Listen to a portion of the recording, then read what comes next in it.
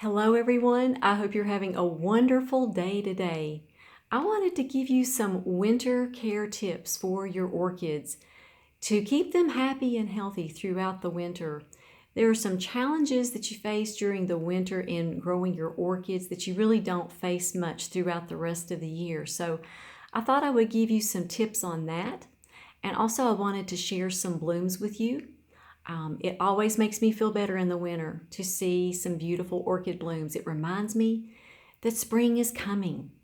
So I wanted to share with you this beautiful bloom on my no ID dendrobium that I have given a name. I'm going to call her Dendrobium Purple Snow. And she's got another spike that she's working on, so I will have another spike of these beautiful flowers to share with you soon.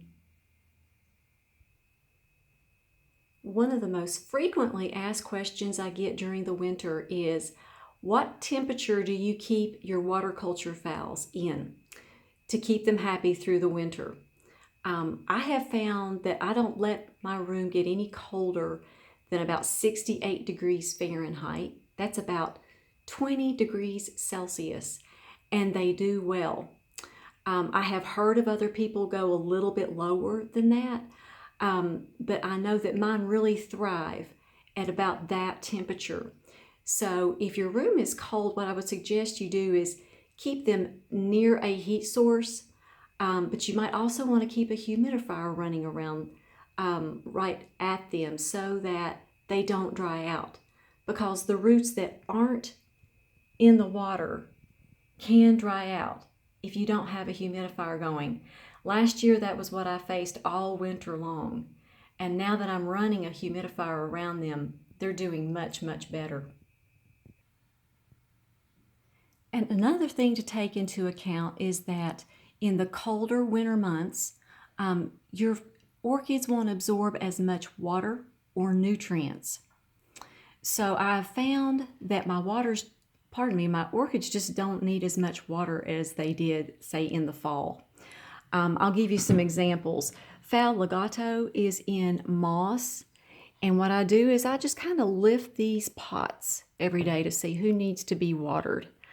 I was watering this one every 5 days, and now I'm going every 8 days between waterings. Here is my Phal Cool Breeze. I was watering this one about every week, about every 7 days. And now this one only needs to be watered about every 10 or 11 days. It can even go longer than that. There's a lot of moss in that pot. The smaller pots will probably need a little bit more water, but these larger pots, they really do retain a lot of moisture. And here's my beautiful Phal Magic Art. And she is in bark. And so what I do is I lift, this pot is normally in this white ceramic pot right here. I will lift it out of its pot every few days and just check the bark to make sure that there's enough moisture in there. And as you see, she is well hydrated. Before it turned cold, I was watering this one about every 4 days. Now this one needs to be watered about every 6 or 7 days. Another thing I'm doing is I'm making sure that my spikes are all pointed towards the light source. This window here is in a corner, and the light source is this way. So as you see, all of my spikes are turning directly towards the light source. I don't want them to come out crooked. So that's the reason why I'm doing this. So I make sure that I point them the same way, especially after I water them. And another thing to keep in mind in the winter is to keep your spikes and your leaves and your air roots a safe distance from your windows. Back to my Cool Breeze Phal right here. This spike is now 3 feet long. It just keeps going and growing and growing. And so yesterday I came back here and the spike was getting too close to the window. So I had to pull the plant back away from the window. You know, you want them to be close to a window so they'll get some amount of light during the winter. But just make sure that no part of the plant is touching a cold window, or that part will turn black.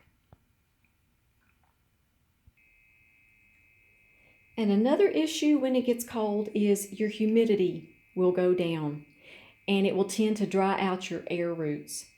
So what I have done here is I've placed my phals that have a lot of air roots very close to my humidifiers. That has really saved me a lot of time. It keeps me from having to mist air roots all day, and it keeps the plant a lot happier. So this has been a big time saver for me. So that's a really good thing to keep in mind as well. And I thought I would show you a little sunny spot here in my growing room. This just makes me smile because yesterday it snowed all day. It was just so very cold. And now the sun has popped out and I love the look of orchid blooms up against the snow. By the way, the countdown to spring is 64 days. I've decided I'm going to do a spring countdown. I think that's going to make everybody feel better as well. And speaking of spring, here is my little miniature Dendrobium, April's Hope. I promised my friend Caroline that I would do a close-up of this one.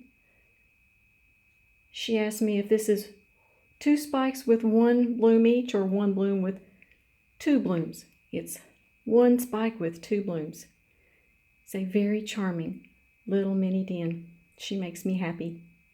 So you all have a great day and be highly favored, deeply loved, and greatly blessed. And we'll talk to you all next time.